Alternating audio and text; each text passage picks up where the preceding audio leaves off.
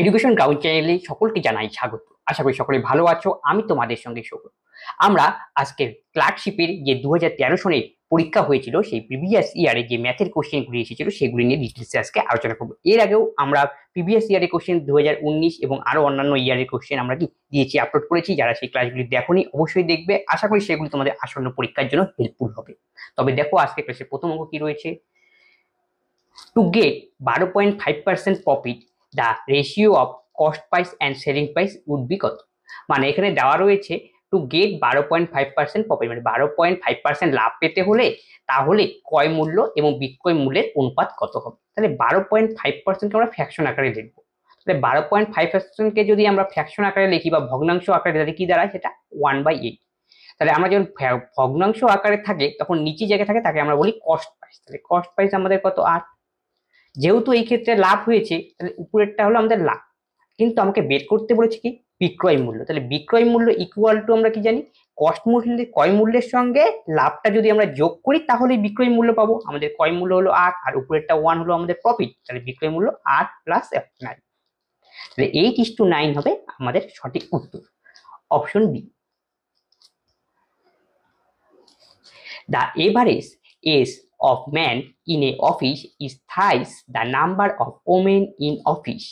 If the ratio of man and women in the office out of 35 be 3:2, the total of the ages of the man in the office. তাহলে প্রশ্নে এটা বলা হয়েছে যে average age of man মানে মানুষের মানে পুরুষ মানুষের এভারেজ এজ মানে গড় বয়স দেওয়া রয়েছে, তা হলো কি thrice of the number of women, ওমেনের বয়সে 3 গুণ। তাহলে if the ratio of man and women, পুরুষ এবং স্ত্রীর সংখ্যার অনুপাত দেওয়া রয়েছে 3:2 এবং টোটাল সংখ্যা রয়েছে 35, তবে এখান থেকে বের করতে বলেছে আমাদের the age of man in the office, মানুষের বয়স কত টোটাল সেটা আমাকে বের করতে বলছে। তাহলে দেখো এখন অঙ্কটা করলেই বুঝতে পারবে ডিটেলসে।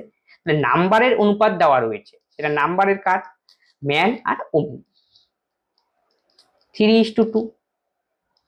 তাহলে টোটাল এখানে প্রোভাইডেড যে টোটাল কর্মী সংখ্যা, অফিসের টোটাল ওয়ার্কারের সংখ্যা দেওয়া রয়েছে 35 এবং সেখানে ম্যান এবং ওমেনের অনুপাত 3:2। তাহলে এখান থেকে আমরা বের করে নেই কতজন ম্যান রয়েছে আর কতজন ওমেন রয়েছে। তাহলে টোটাল কত, 3 2 5। তাহলে 5 হলো আমাদের টোটাল লোক সংখ্যা, এটাই টোটাল ওয়ার্কার, যার ভ্যালু 35। তাহলে একের ভ্যালু হবে 7। তাহলে ম্যান রয়েছে কত, তাহলে 3 এর ভ্যালু বের করতে হবে, 3 7 21। আর ওমেনের ভ্যালু কত, 7 দোকানে 14। তাহলে আমি পেয়ে গেলাম 35 জন কর্মীর মধ্যে অফিসে 21 জন হলো পুরুষ রয়েছে আর 14 জন কি স্ত্রী লোক রয়েছে। এবার আমি নেক্সট কন্ডিশনে আসবো, কিন্তু তার আগে তোমাকে লক্ষ্য রাখতে হবে কি আমাকে বের করতে বলেছে। বলেছে হলো total of the age in the man, মানে পুরুষের টোটাল এজ কত সেটা এখানে বের করতে বলেছে। তাহলে পুরুষের দিকে আমাদের টার্গেট রাখতে হবে। তাহলে দেখো এখন তো এভারেজ এজ দেওয়া রয়েছে প্রথম কন্ডিশনের মধ্যে, the average of age of man in a office thrice of the number of women. এখান থেকে আমরা ম্যানের এভারেজ এজটা বের করে নিতে পারবো, ম্যানের এভারেজ এজ কন্ডিশন অনুযায়ী। কন্ডিশন যেভাবে বলেছে আমাদের সেইভাবে এগোতে হবে। দেখো কি বলছে, thrice of the number of women, thrice ওমেনের সংখ্যা কত ছিল আমাদের 14, তার 3 গুণ হবে ম্যানের এভারেজ। এই হলো কন্ডিশন, ফার্স্ট কন্ডিশন দেওয়া রয়েছে। তাহলে ওমেনের সংখ্যা 14, তার 3 গুণ যা হবে সেটাই হবে ম্যানের এভারেজ কন্ডিশন অনুযায়ী। 3 14 42, এটা হলো ম্যানের এভারেজ। আমাকে এখানে বের করতে বলছে টোটাল অফ দ্য এজ কত, টোটাল ম্যানের এজ আমাকে বের করতে হবে। টোটাল মানে কি, সংখ্যাকে এভারেজ দিয়ে গুণ করবো তাই টোটালটা বেরিয়ে যাবে। তাহলে টোটাল ম্যান কত আমাদের 21 আর ম্যানের এভারেজ 42, 21 ইন্টু 42 গুণ করলেই অ্যান্সার। তাহলে 21 21 এমনকি 42কে একটু ভেঙে নেই তাহলে সুবিধা হবে আমাদের করতে। গুণ 21 দোকানে 42, তাহলে 21 21 গুণ করলে হয় 441, তাকে 2 দিয়ে গুণ, তাহলে হবে 482। তাহলে আমাদের আসবে কত, সরি 482 তা 882, option D. A man sees a train passing over a bridge 1 kilometer long. The length of the train is 1/4 that of the bridge. If the train clears the bridge in 50 second, the speed of the train, ট্রেনের speed আমাকে বের করতে বলেছে। আর কি দেওয়া রয়েছে, a man sees a train passing over a bridge, একজন মানুষ দেখলো কি একটা ট্রেন একটা ব্রিজকে পাস করছে, কত মিটার লং, 1 কিলোমিটার লং। তাহলে 1 কিলোমিটার মানে আমি বলতে পারি 1000 মিটার, এটাই ব্রিজের লেন্থ। তারপরে কি বলা রয়েছে, length of the train is 1/4 of the bridge, তাহলে এটা হলো আমাদের ব্রিজের লেন্থ দেওয়া রয়েছে। ব্রিজের লেন্থ আমাদের কত, 1000 মিটার। ট্রেনের লেন্থ আমাদের কত, এখান থেকে বের করে নিই। ব্রিজের দৈর্ঘ্যের 1/4, এটা হলো ট্রেনের লেন্থ। তাহলে 4×25 100, 250 মিটার হলো আমাদের ট্রেনের লেন্থ। এখন বলেছে 50 সেকেন্ড যদি স্পিড হয়, ব্রিজটাকে অতিক্রম করতে সময় নেয়, তবে ট্রেনের গতিবেগ কত। আমরা টাইম অ্যান্ড ডিস্টেন্স রিলেটেড যে ট্রেনের অঙ্ক রয়েছে, এই কনসেপ্টে আমরা একটা জানা রয়েছে যে কোনো ট্রেন যখন কোনো একটা ব্রিজকে যদি অতিক্রম করে, তখন আমরা ট্রেনের লেন্থ প্লাস ব্রিজের লেন্থ একসঙ্গে কি নিতে হয়। তাহলে আমাদের ট্রেনের লেন্থ আমরা কত বের করলাম, 250, আর ব্রিজের লেন্থ কত দেওয়া ছিল, 1000 মিটার। তখন ট্রেনটা যখন ব্রিজকে অতিক্রম করবে, তার ট্রেনের লেন্থ প্লাস ব্রিজের লেন্থ আমাকে দিতে হবে। আলটিমেট আমাদের লেন্থ কত হবে, 1000 প্লাস 250, তার মানে 1250, এটা আমাদের লেন্থ। এখন আমাদের স্পিড বের করতে হবে। স্পিড বের করতে গেলে নিশ্চয়ই এটা আমাদের লেন্থ জানি, লেন্থকে টাইম দিয়ে ভাগ করতে হবে। টাইমটা কত, 50 সেকেন্ড। এটাই হলো আমাদের স্পিড। কিন্তু আমাদের স্পিড বের করতে হবে কিলোমিটার পার আওয়ারে। আমরা অঙ্ক করলাম কিসে, মিটার পার সেকেন্ডে। মিটার পার সেকেন্ডে কিলোমিটার পার আওয়ার আনতে গেলে 18/5 দিয়ে ভাগ গুণ, এটাই হবে কিলোমিটার পার আওয়ার। এবার ক্যালকুলেশন করে দাও, এটা কাটো। 5×5 25, 5×25 125, 5×18 90 কিলোমিটার পার আওয়ার।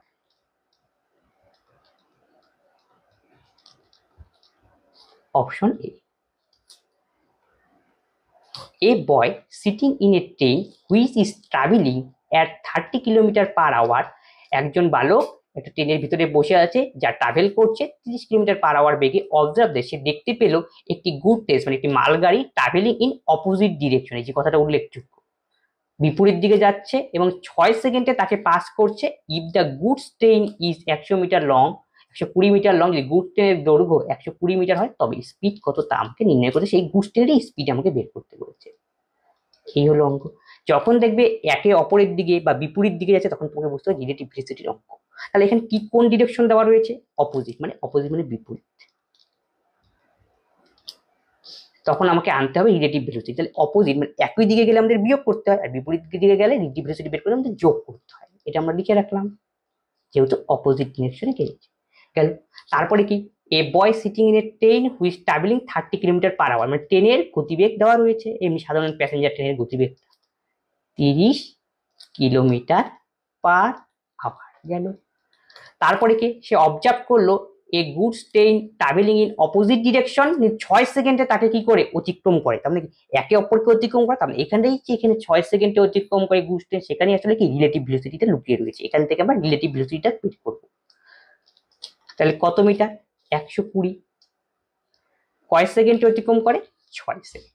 তাহলে এই এককটা আমাদের কিসে আসলো, মিটার পার সেকেন্ড, কিন্তু আমাদের আনতে হবে কিলোমিটার পার আওয়ারে, এটাকে আমি কনভার্ট করে নিতে হবে পরে। তাহলে 20 মিটার পার সেকেন্ড। তাহলে 20 মিটার পার সেকেন্ডকে কিলোমিটার পার আওয়ারে আনতে গেলে আমাদের 18/5 দিয়ে গুণ করতে হবে। 4×5 20, 4×18 72 কিলোমিটার পার আওয়ার। তাহলে আমাদের যেহেতু বিপরীত দিকে যাচ্ছে, তাই রিলেটিভ স্পিড ইকুয়াল টু কি হবে, ট্রেনের স্পিড প্লাস গুডস ট্রেনের স্পিড, প্যাসেঞ্জার পর একটা গুডস। এই যে যদি এটা একই দিকে যেত, তাহলে প্লাসের জায়গায় মাইনাস। তাই রিলেটিভ স্পিডের মান কত, 72। ট্রেনের স্পিড কত, 30। এখন গুডস ট্রেন আমাকে বের করতে হবে, তার মানে সমাধানের মতো করে দাও। গুডস ট্রেন ইকুয়াল টু 72 - 30, তাহলে 42 kilometre per hour. Option D. Ratio of money A, B and C 6:3:2. If the sum of the amount of money of B and C 70,000, find the amount of money of, মানে তিনজন ব্যক্তি রয়েছে, তাদের মূলধনের অনুপাত দেওয়া রয়েছে 6:3:2। এই হলো কন্ডিশন। আর টোটাল মানি দেওয়া রয়েছে কত, তার একটু পড়ে নিই। If the sum of amount of money of B and C, total নয়, বি আর সি এর টোটাল মানি দেওয়া রয়েছে, সেটা হলো 70,000। তাহলে এখান থেকে বলি বের করতে আমার হবে এর অর্থ কত, এইগুলো অঙ্ক। তাহলে কার মান দেওয়া রয়েছে সেটা তুমি লক্ষ্য, বি আর সি এর টোটাল। তাহলে এখান থেকে বি আর সিটাই আমরা খালি নেবো। তাহলে 3 আর 2 কত, 5। তাহলে 5-এর ভ্যালু কত, 70,000। তাহলে 1-এর ভ্যালু কত, 5-14 70, 1 2 3। আমাকে বের করতে হবে এরটা, তার মানে 6-এর মান বের করতে হবে। 6-14 84,000।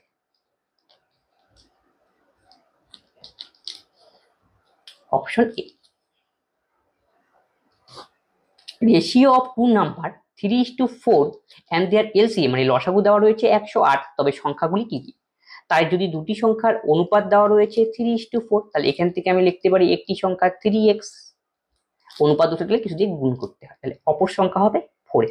এলসিএম কত, এলসিএম মানে লসাগু, লসাগু করে দাও, 3 4 12 আর x হবে। এই যে লসাগুর মান দেওয়া রয়েছে 108, তাহলে আমি বলতে পারি x এর ভ্যালু 9 12 108। তাহলে x এর মান 9। এখন যদি সংখ্যা দুটি কি কি, তাহলে মান বসালে অঙ্ক হবে। 3 নং 27 একটা সংখ্যা, আর একটা সংখ্যা এই যে এখানে মান বসাও 4 নং 36।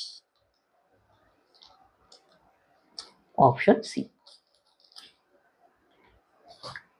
ইফ 6 examiners মানে 6 জন পরীক্ষক can examine a certain number of answer book, কোনো অ্যান্সার বুক দেখছে, 15 দিনে দেখলো, by working 4 hour a day, তারা একদিনে 4 ঘন্টা করে কাজ করলো, তার নাম্বার অফ আওয়ার্স মানে আমাকে কত ঘন্টা কাজ এটা বের করতে বলেছে, পরে একটা নেক্সট কন্ডিশন দিয়ে 5 examiners have to work a day, মানে একদিন যদি কাজ করে 5 গুণ করে কাজ করে, তবে number of answer book in 20 days, সেটা সময় কত ঘন্টা করে কাজ করতে হবে। দেখো এটা আমরা এমনি আগে করবো আর বুঝবো। M1 D1 T1 W2 M2 D2 T2 W1, এটা আসলে টাইম এন্ড ওয়ার্কের অঙ্ক। প্রথম কন্ডিশনে কি দেওয়া হয়, 6 জন পরীক্ষক, তার মানে M1 এর মান দেওয়া রয়েছে 6, আমি এখানে লিখে রাখি বুঝতে সুবিধা হবে। Can examine a certain number of answer book, পরীক্ষা করলো কিছু অ্যান্সার বুক, কত দিনে, 15 দিনে, তার মানে D1 এর মান দেওয়া রয়েছে 15 দিন গেল। তারপরে by a working 4 hour a day, 4 hour a day একদিনে 4 ঘন্টা করে, তার মানে T1 এর মান দেওয়া রয়েছে T1 4। তার নাম্বার অফ আওয়ার্স এটা বের করতে বলেছে, এখানে ফাঁকা থাক। 5 এক্সামিনি, নেক্সট কন্ডিশনে এসে যাও এবার, 5 জন এক্সামিনি এবার, have to work a day and 20 days, A D2 মান দেওয়া রয়েছে 20 গেল। T2 কত সেটাই আমাকে বের করতে হবে, আমি ধরলাম x ঘন্টা পার আওয়ার। আর এখানে আরেকটা দরকার, সেটা হলো W1 আর W2, সেটাই বাকি রয়েছে, এটা এমন কন্ডিশনে লেখা আছে। লাস্ট কন্ডিশন দেখো, examine 5 time of the number, next এর ক্ষেত্রে বলা রয়েছে 5 টাইম, তাই আমরা W2 এর মান হবে 5 টাইম, মানে W1 যদি 1 হয় তাহলে W2 হবে 5, এই হলো কন্ডিশন। তার মানে W2 ঘরে আমাকে কত লিখতে হবে, 5 লিখতে হবে, তার মানে এখানে বসবে 5 আর এখানে বসবে 1 W1 এর ঘরে। এই হলো কন্ডিশন, আমি সাজিয়ে দিলাম আমরা M2 D2 T2 W1। Clear? এখান থেকে x এর মান বের করলেই আমাদের, তোমাকে একটা কোশ্চেনটা পরে সাজাতে হবে। তাহলে এখন কাটাকাটি করে দাও, এই 5 আউট, 5 দিয়ে কাটাকাটি করি, 3 5 15, 4 5 20, এই 4 4 আউট হয়ে গেল, তাহলে x এর মান কত দাঁড়ালো, 3 6 18। Option A. The sum of 3 consecutive odd numbers 27, the middle number কত, 3টি বেজোড় সংখ্যার যোগফল দেওয়া রয়েছে 27, তবে মাঝখানেরটা বের করতে বলেছে। তাহলে বেজোড় সংখ্যা মানে কি, যে সমস্ত সংখ্যাকে 2 দিয়ে ভাগ করলে মেলে না সেই সমস্ত সংখ্যাই বেজোড় সংখ্যা। আমি ধরলাম 3 5, এগুলো হবে না, আমি ধরলাম এগুলো 3 5 যাদের কি সামটা দেওয়া রয়েছে, যোগফলটা দেওয়া রয়েছে 27। দেখো যদি পরপর বিজোড় সংখ্যা হয় তাহলে গ্যাপ কত করে হয়, সবসময় সমান থাকে, অর্থাৎ 2 করে গ্যাপ থাকে। তাহলে এই টাইপের যখন সমান গ্যাপ থাকবে তখন এভারেজের কনসেপ্ট দিয়ে আমরা এই অঙ্কটা করব। তাহলে 3টা অড নম্বরের সাম 27, তাহলে 3টার এভারেজ কত হবে, 3 নং 27 9, এই যে এভারেজটা সেটা বলে মাঝখানে। তাহলে প্রথমটা তাহলে কত, তার থেকে 2 কমবে 7, শেষেরটা তার সঙ্গে 2 যোগ 11, তাহলে মিডিলটা কত, তাহলে 9 হবে সঠিক উত্তর। Option A. Flowers in a basket double themselves after every minute in an hour, the basket is full, the basket would be half full after. মানে কি বলছে, ফ্লাওয়ার্স ইন এ বাস্কেট, একটা বাস্কেটের মধ্যে ফুল রয়েছে, ডাবল দেমসেলফ এভরি মিনিট, মানে 1 মিনিটে পরপর সেটা কি দুগুণ করে বাড়ে, এই হলো কন্ডিশন। তবে 1 ঘন্টায় বাস্কেটটা ফুল হয়, মানে 1 ঘন্টা সময় নেয় বাস্কেটটা ভর্তি হতে। সেখান থেকে বের করতে basket would be half full হবে কখন, মানে অর্ধেক ভর্তি হতে হবে কত সময়, এই হলো কেস। তাহলে তুমি ভাবো 1 মিনিট পর পর সেটা তার দ্বিগুণ বাড়ে, মানে প্রথম 1 মিনিটে 1 অংশ, পরে 1 মিনিটে তার কি দ্বিগুণ হবে, তারপরে 1 মিনিটে তাহলে কত হবে 4, এইভাবে বাড়বে 8। তাহলে এরকম করে যদি ভর্তি হতে থাকে তাহলে 1 ঘন্টায় বাস্কেটটা ফুল হয়ে যায়, মানে 7 মিনিটে বাস্কেটটা ভর্তি হয়ে যায় একদম। এই যে একটা বাস্কেট, সেটা 7 মিনিটে পুরো ক্লোজ হয়ে গেল, ঠিক আছে। তাহলে বলছে অর্ধেক ভর্তি হতে কত সময় নিয়েছিল, যে অর্ধেকটা ভর্তি হতে কত সময় নিয়েছিল। তা আমি কি জানি, দেখো প্রত্যেকটা মিনিট মিনিট আগাও অর্ধেক অর্ধেক করে হচ্ছে, তার মানে কি তার আগের মিনিটে নিশ্চয়ই অর্ধেক ছিল, 59 মিনিট লাগবে। তার মানে কি, এই তো কন্ডিশন, এটা জিআই টাইপের question. Option C, 1/4 of the saving in a bag was spent, the remaining money was divided 9 part in each 5.20 the amount of saving in the bag। মানে 1/4 of the saving of a bag, মানে একটা ব্যাগের মধ্যে 1/4 কি করা হয়, saving করা হয়, বাকিটা কি স্পেন্ড করা হয়। আমি ধরলাম ব্যাগের মধ্যে টোটাল x টাকা সেভিং আছে, তার থেকে 1/4 কি করলো, স্পেন্ড করলো। তাহলে স্পেন্ড করার পর বাকিটা থাকবে কত, আর তার মানে 1-1/4, তাহলে 3/4 অংশ রিমেইনিং থাকবে, এটা রিমেইনিং। তাই রিমেইনিংটা কত, আমাদের টোটাল অর্থ এক্স, এক্স এর 3/4, এটা হলো রিমেইনিং। এই যে রিমেইনিংটা রয়েছে এটা কিভাবে ভাগ হবে, 9 পার্টে ভাগ হবে, এবং প্রত্যেকটা ভাগ হবে 5.20। তাহলে একটার যদি 5.20 হয় তাহলে বাকি 9টার কত হবে, 9 গুণন 5.20, এটাই টোটাল, এটাই ভাগ হবে এই অনুযায়ী। এখান থেকে কন্ডিশন যেভাবে দেওয়া হচ্ছে সেটা সাজিয়ে নিলাম। এখন এখান থেকে এক্স এর মান আমরা বের করবো, 3 তিরিক্ষে 9, তাহলে এক্স ইকুয়াল টু 3 4 12 ইন্টু 5.20, 12 দিয়ে আমাকে গুণ করতে হবে, 12 0 0, 12 দোকানে 24 4, 5 12 60 আর 2 62, 2 ঘর পর দশমিক 62.40 হবে সঠিক উত্তর, option A. Working at 4.5 in 1 hour, a clerk reaches his office 5 minutes late. If he walked 3.5 kilometers in 40 minutes, he will reach office the 4 minutes early.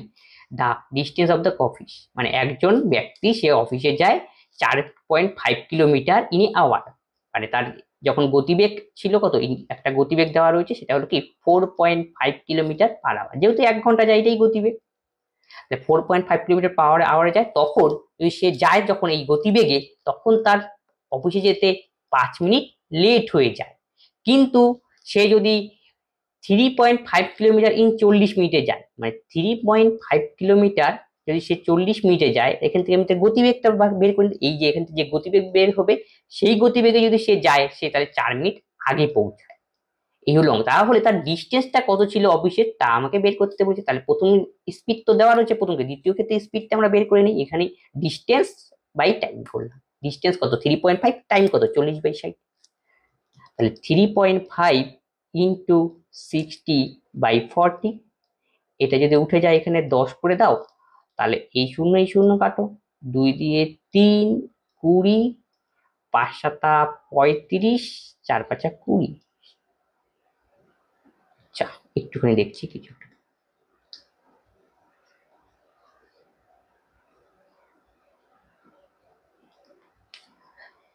3.5 kilometre into 60/40, নিচে কত 10, এই শূন্য কাটলাম, 3 দোকানে 6, 2 দিয়ে কাটলাম, 3 দোকানে 6 এটা 20, 5 দিয়ে কাটো, 5 7 35, 4 5 20, 3 7 কত 21/4 কিলোমিটার পার আওয়ার। এটা হলো নেক্সট ক্ষেত্রে স্পিড 21/4 কিলোমিটার পার আওয়ার। তখন কি 4 মিনিট আগে বলতে হবে, তার ডিস্টেন্সটা কত ছিল সেটা আমাকে বের করতে হবে। আমি ডিস্টেন্সটা এক্স ধরে নিতে পারি, এক্স, তাহলে আমরা জানি ডিস্টেন্স বাই গতিবেগ 4.5 মাইনাস এক্স, এটা কি গতিবেগ, গতিবেগ যদি করি 4টা উপরে যাবে, তাহলে 4x বাই কত 21, ইকুয়াল টু, দেখো প্লাস মাইনাস একই হলে বিয়োগ, বিপরীত হলে যোগ। 5 কত 9 মিনিটকে ঘন্টায় বানিয়ে দিলাম 9/60 সেকেন্ড। 3 তিরিক্ষে 9, 3 গুণিত মানে কন্ডিশনটা সাজিয়ে নিলাম ইকুয়েশন আকারে। এখান থেকে এক্স এর মান মানে কি ডিস্টেন্স, সেটাই আমাদেরকে বের করতে হবে। তাহলে দেখো এটা কত 4.5 মানে আমরা কি জানি, 4 দোকানে 4 সমস্ত 1/2 মানে 9/2।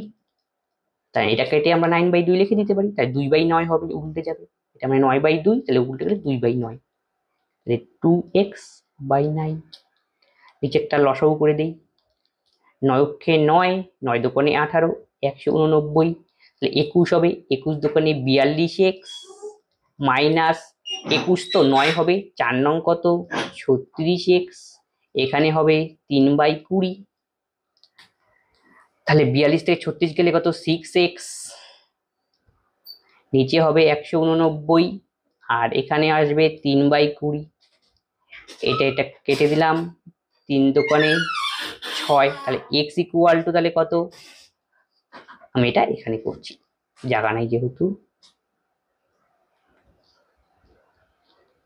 দেখো তাহলে x 2x, তাহলে 20 দোকানে কত 40x, তাহলে 40x ইজ ইকুয়াল টু 189, তাহলে x ইকুয়াল টু 189/40। এই হলো অঙ্ক। তাহলে আমাকে এটাকে ভাগ করতে হবে। এখন আমরা এর আগে করে দিই উপর নিচে 5 দিয়ে গুণ করে দিই, তাহলে এখানে কত আসলো 200। 5 নং 45-এর 5, 5 18 90 আর 4 94, আমাকে নিচে হাজার আনা টার্গেট করতে হবে। তাহলে 5 দিয়ে আবার গুণ করে দাও, 5 দোকানে 10, 1000, 5 5 25, 4 5 20 আর 2 22, 5 নং 45 2 47, তাহলে 4725/1000। তাহলে বোঝাই যাচ্ছে কি অ্যান্সার আসবে 4.72725। কেন 3টা শূন্য 3 ঘর পর দশমিক, 4.725।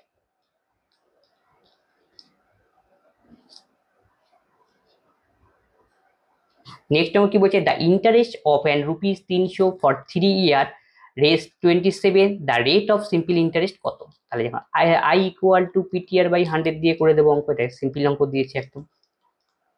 আয়ের মান কত 27, ই হলো 300, টি হলো আমাদের 3, R/100, 3 তিরিক্ষে 9, একবারে 3, তাহলে আর এর মান 3, তাই 3% হবে আমাদের correct answer, option A.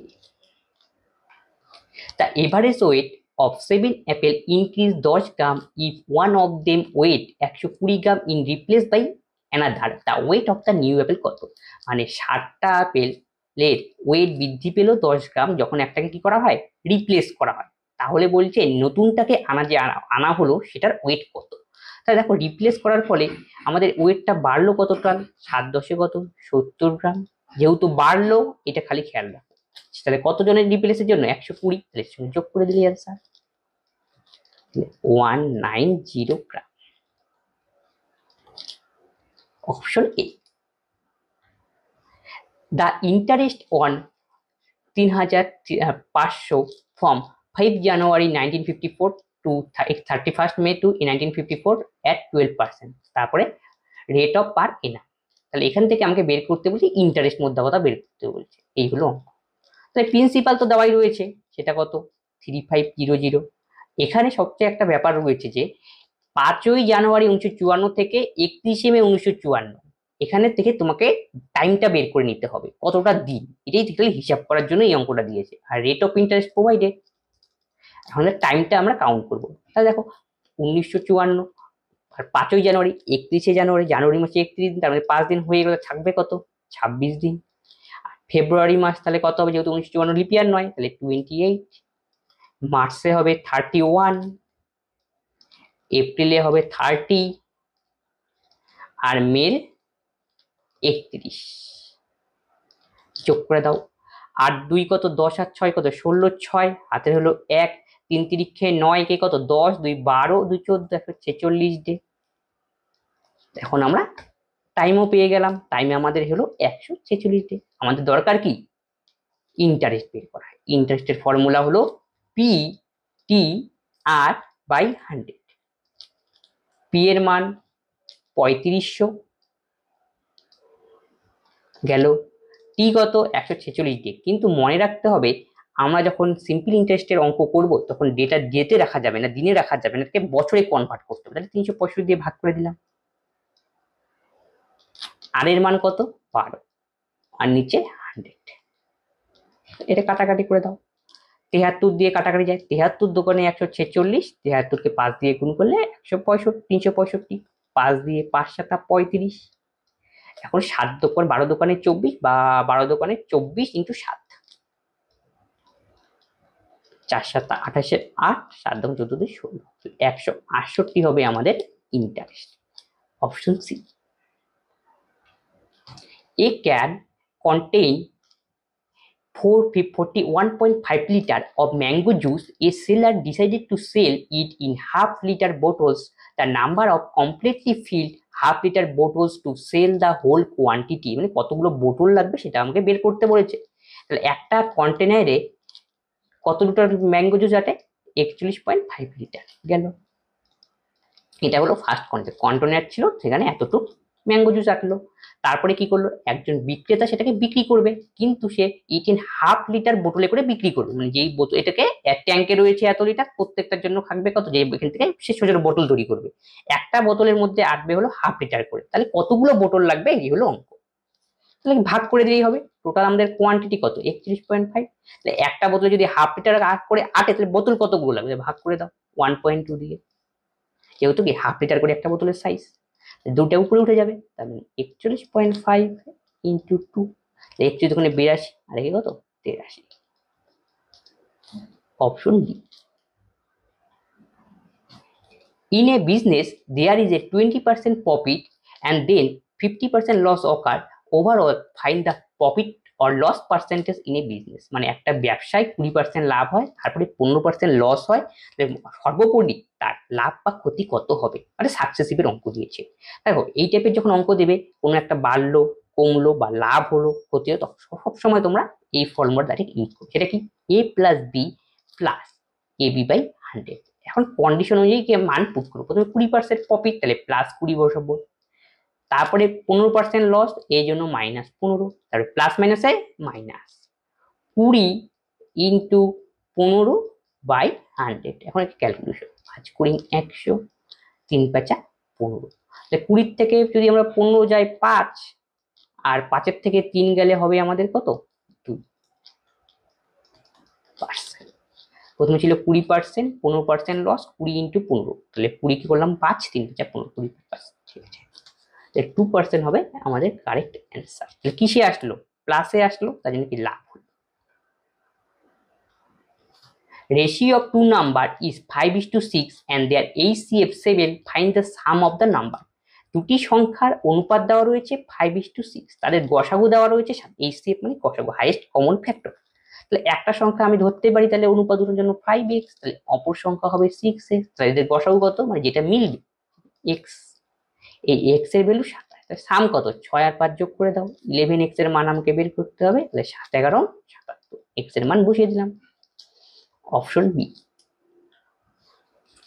x by y plus y by x is equal to a, first condition. x by y minus y by x equal to b। এখান থেকে আমাকে বের করতে হবে a square minus b square মান কত। তাহলে a square minus b square আমি এই মানটাকে পুট করে দিই, তাহলে এর মান কত বসিয়ে দাও, x by y plus y by x তার স্কোয়ার, আর b এর মান কত, সেটা হলো x by y minus y by x তার হোল স্কোয়ার। তাহলে দেখো এটা একটা ফর্মুলায় পড়েছে, এটা এর মান a ভাবো, একে b ভাবো, মনে মনে একে a ভাবো, একে b। তাহলে a plus b whole square minus a minus b whole square, এটার ফর্মুলা হলো 4ab। 4 এর মান হলো আমাদের x বাই y আর b এর মান হলো আমাদের y বাই x, কাটাকুটি, তাহলে আমাদের answer 4। Option C. In a container, amount of water is 2 times than milk, then the ratio of milk and water. Milk আর ওয়াটারের রেশিও আমাকে বের করতে বলছে। কন্টেনারের মধ্যে অ্যামাউন্ট অফ ওয়াটার রয়েছে 2 time of the milk, 2 time of the milk. তাহলে মিল্ককে আমরা 1 ধরলাম, আর তাহলে ওয়াটার কত হবে তার দ্বিগুণ, তাহলে 1:2 কার কার অনুপাত, the ratio of milk and water, তাহলে 1:2 হবে আমাদের correct answer, option B. One shopkeeper mixes 16 kg salt ₹2 per kg with 10 kg of salt for 4.80 per kg. He now sells the salt mixture ₹4 per kg. In this process gain percentage কত, মানে আমাকে gain percent কি হচ্ছে, প্রথম condition, দুটো condition আছে, মানে করে এখন একটা অ্যামাউন্ট অফ কিছু রয়েছে, সল্ট রয়েছে, এখানে অ্যামাউন্ট অফ কিছু রয়েছে, দুটোকে একসাথে মিক্সচার করা হচ্ছে, এই হলো অঙ্ক। তাহলে কত কেজি ছিল প্রথম প্রকারে, 16 কেজি, কত টাকা কেজি দরে মিক্সচার করা হয়েছে, 2 টাকা পার কেজি, দাম কত হবে আলটিমেটলি, 16 দোকানে 32, আশা করি এটা বোঝা গেল। নেক্সট ক্ষেত্রে কতটুকু রয়েছে কোয়ান্টিটি, নেক্সট সল্টের ক্ষেত্রে 10 কেজি, সেটাকে কত টাকা পার কেজি, 4.80 টাকা পার কেজি মেশানো হয়েছে, তাহলে আলটিমেটলি কত টাকা হবে, গুণ করলেই হবে, 48 হবে, 10 × 4.80 করলে 48। এখন দুটোকে কি করছে, মিক্সচার, মিক্সচার মানে যোগ করে দিই কত টাকা হলো, আর 2 10, 4 3 7 থেকে 80 হয়ে গেল। এখন নেক্সট কন্ডিশনে আসি, হি নাও সেল, এখন সে বিক্রি করবে সল দা মিক্সচার 4 টাকা পার কেজি ধরে, মানে এই দুটোকে একসঙ্গে মিক্সচার করে তখন দামটা সে ফিক্সড করলো, কি মিক্সচারের দামটা ফিক্সড করলো 4 টাকা পার, তাহলে কতটা হবে, তখন এসপি কত, মিক্সচার করলে এই যে কোয়ান্টিটি কত ছিল প্রথমে 16, আর নেক্সট ক্ষেত্রে কোয়ান্টিটি কত 10, তাহলে মিক্সচার করলে 16 আর 10 কত 26। এখন সেই 26 কেজি কয় টাকা কেজি ধরে বিক্রি করলো, সেটা 4 টাকা পার কেজি ধরে, দাম কত হলো বিক্রয় মূল্য, 4 6 24 4, 4 দোকানে 8 আর 2 10 104, এটা হলো আমাদের এসপি, আর এটা হলো আমাদের 80 হলো সিপি। তাহলে লাভ হলো নিশ্চয়ই, তাহলে কত টাকা লাভ হলো, 24 টাকা লাভ হলো, লাভের হার আমাকে বের করতে হবে, নিচে তাহলে কয় মূল্য দিতে হবে ইন্টু 100, এটা কাটো 3 8 24, 30% হবে আমাদের সঠিক উত্তর, option A. Cost price of a wrist watch is ₹450, then the selling price of ₹540, then the profit percentage is, মানে কি একটা হাত ঘড়ির ক্রয় মূল্য দেওয়া রয়েছে 450 এবং সেটারই বিক্রয় মূল্য দেওয়া রয়েছে 540, তাহলে এখান থেকে লাভের হার কত, তাহলে লাভের হার বের করতে আমাকে বিয়োগ করে লাভটা আগে বের করে নিই, যেহেতু বিক্রয় মূল্য বেশি লাভ হবে, 90 টাকা হবে লাভ। লাভের হার আমরা কার উপরে বের করি সবসময় মনে রাখবে, ক্রয় মূল্যের উপরে ইন্টু 100,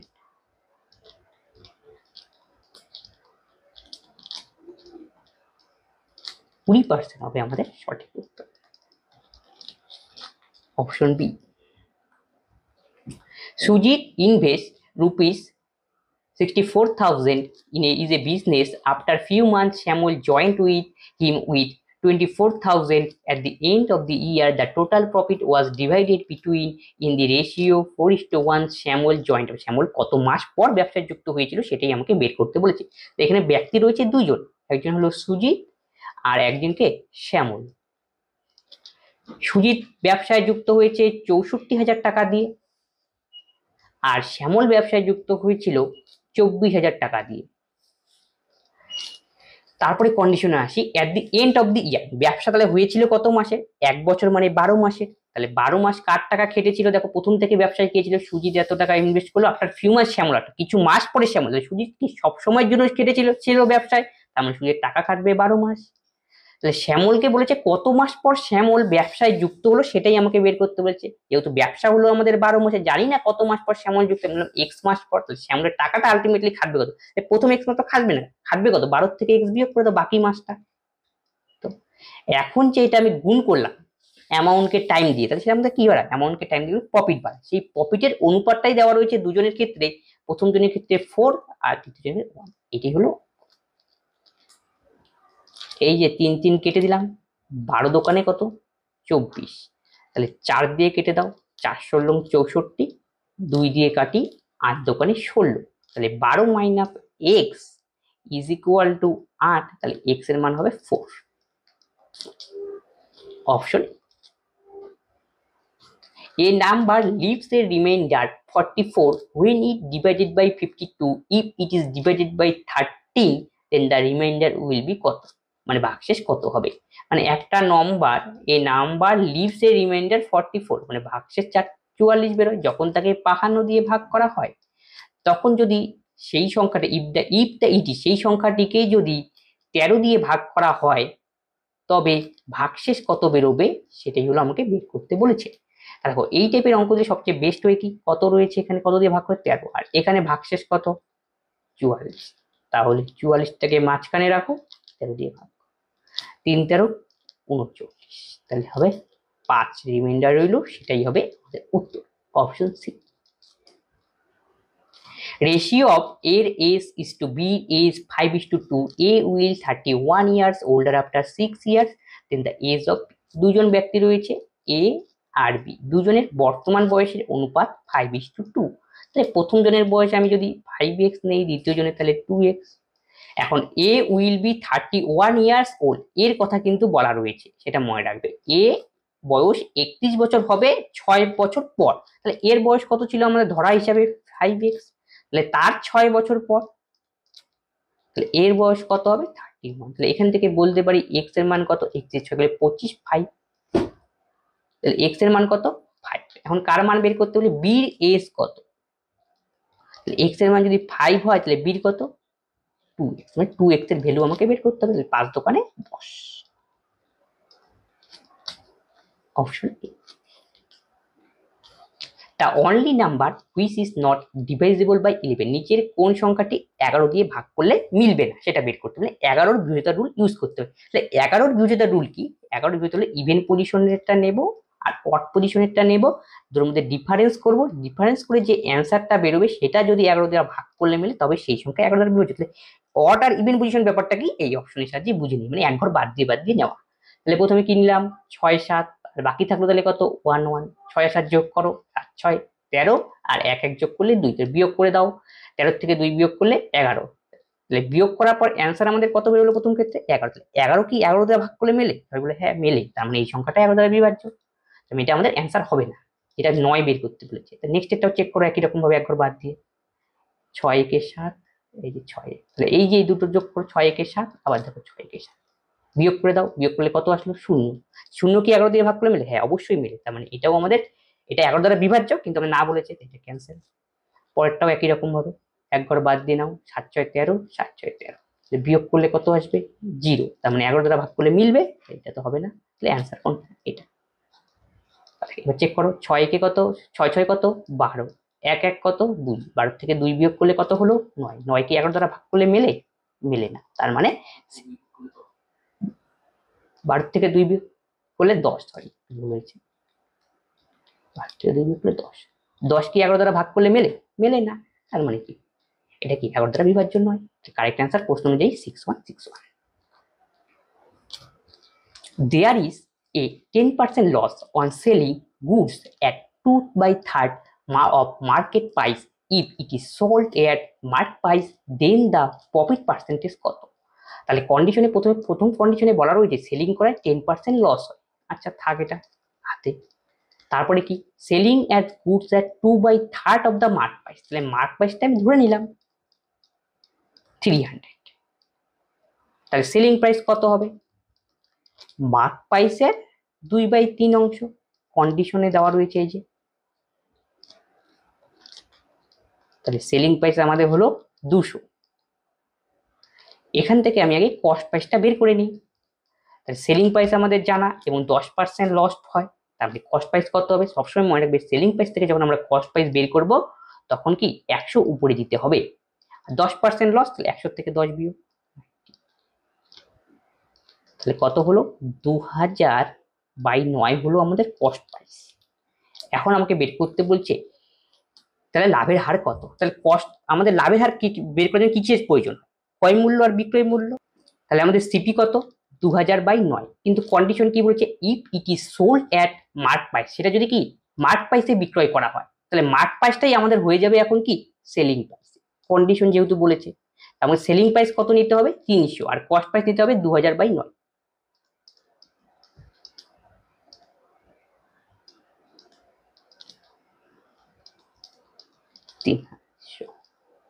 গেল। একে আমরা অনুপাত আকারে করব, এই শূন্য কাটো, তাহলে 20:3 নং কত 27, তাহলে আমাদের কস্ট প্রাইস দাঁড়ালো কত অনুপাত হিসাবে 20 আর সেলিং প্রাইস 27, তাহলে লাভ কত হলো 60 টাকা, 27 - 20, তাহলে কস্ট প্রাইসের উপর আমরা লাভের হার বের করি into 100,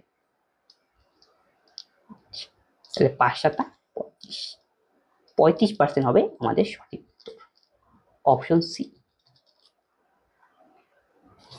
If 7 number is divisible by 4 are added, then the sum will be divisible by, 7 নম্বর 7টা সংখ্যা আছে যেগুলি 4 দ্বারা ভাগ is divisible by 4 R added, then the sum will be divisible, মানে কি 7টা নম্বর নিতে বলেছে যেটা 4 দ্বারা বিভাজ্য, 4 8 মনে করে ধরলাম এরকম 16 20 এরকম ডট ডট ডট ডট 7টা সংখ্যা রয়েছে এরকম। এখন বলছে প্রত্যেকটা সংখ্যার সঙ্গে কি যোগ করতে বলেছে, if 7 number is divisible by 4 and added the sum will be, মানে এই যে সংখ্যাগুলোকে যদি আমরা যোগ করি 4 8 16 20 ডট ডট এরকম করে 7টা সংখ্যা, এই যোগ করলে যোগফলটা অবশ্যই কত দ্বারা ভাগ করলে মিলবে সেটাই আমাকে বের করতে বলেছে।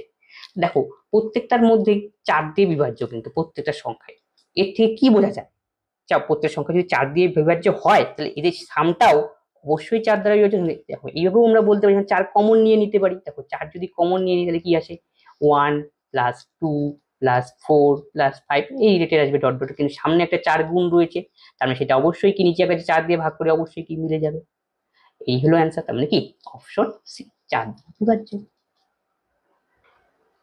The mark price of a book is 120 if 10% discount is allowed on this mark price, the selling price will be কত। তাহলে আমাদের মার্ক প্রাইস দেওয়া রয়েছে সেটা হলো 120, 10% ডিসকাউন্ট, এখান থেকে সেলিং প্রাইস বের করতে বলেছে 120, 10% মানে 90/100, তার মানে কাটাকাটি করে দাও 9 বারং 108, অপশন সি। আজকে ক্লাসে এই অঙ্কগুলি ছিল এবং এই অঙ্কগুলি প্রিভিয়াস ইয়ার এসেছিল এবং প্রত্যেকটা প্রিভিয়াস ইয়ার যেগুলো হয়েছে ক্লাসে আমরা কি ডিটেলসে প্রত্যেকটা পার্ট পার্ট করে নিয়ে আসছি। এরপরেও আমরা যে জিকে টাইপের কোশ্চেনগুলি রয়েছে, স্ট্যাটিক জিকে বা বিভিন্ন জিকে কোশ্চেনগুলি সেগুলোকে নিয়ে আসবো। তোমরা আমাদের চ্যানেলকে ফলো করতে থাকো, আশা করি এগুলি তোমাদের প্রিপারেশনে আরো হেল্পফুল হবে। তবে আজকের ক্লাসে যদি কোনো ডাউট থাকে অবশ্যই তোমরা কমেন্ট বক্সে কমেন্ট করবে, বন্ধুদের সঙ্গে এই ক্লাসগুলি শেয়ার করবে, সকলেই এই ক্লাসগুলি থেকে উপকৃত হয়। তবে আজকের ক্লাস আমরা এখানেই শেষ করছি, আবার দেখা হচ্ছে, ধন্যবাদ।